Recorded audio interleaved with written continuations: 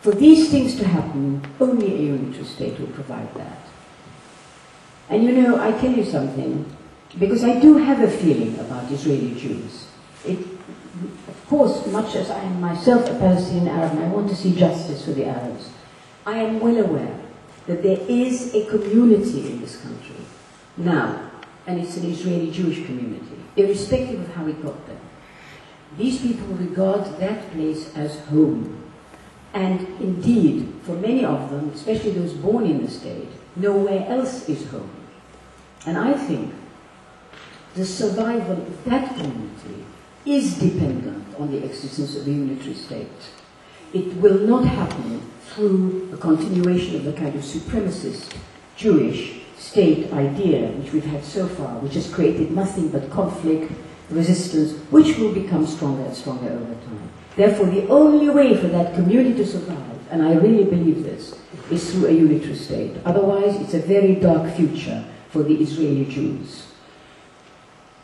Now, I want to end on, okay, that's a vision, but is there anything we can all do?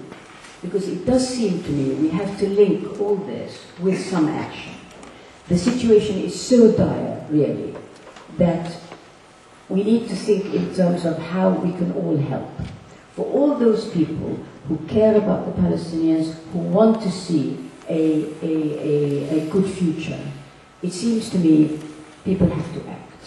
One cannot go on listening to talks or lectures or reading, that has its place, but one really has to do something.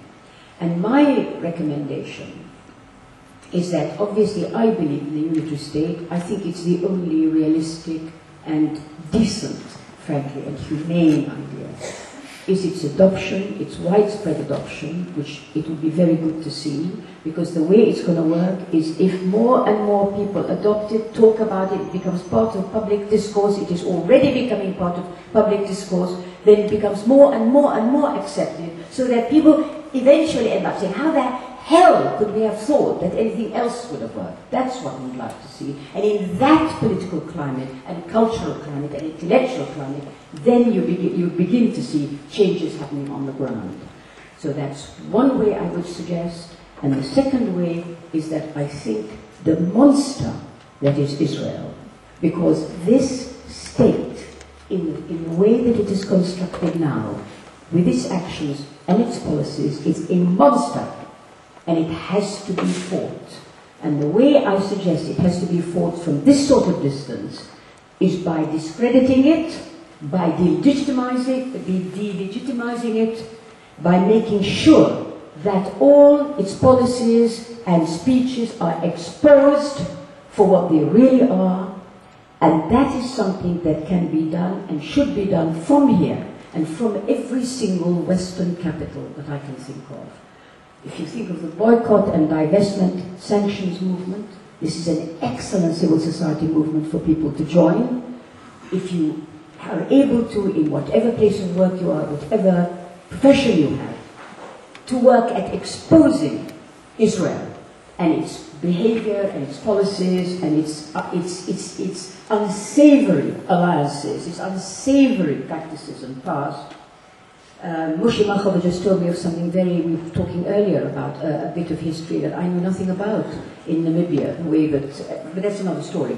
Not because it's to do with Israel in particular, but it's to do with the fact that it's very important to ferret out information so that it's in the public domain.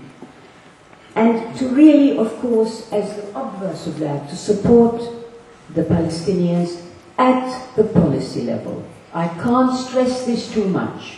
It's of course fine to help to send humanitarian aid and to pay money to charities. That, of course that all has to be done. But we suffer from the fact that our cause is still not adequately represented amongst policymakers, people who make a difference. And that, I suggest, are the kinds of courses of action that people who want to help the Palestinians in this terrible, terrible tragedy to overcome it and to end it, that is what I suggest that you do. Thank you.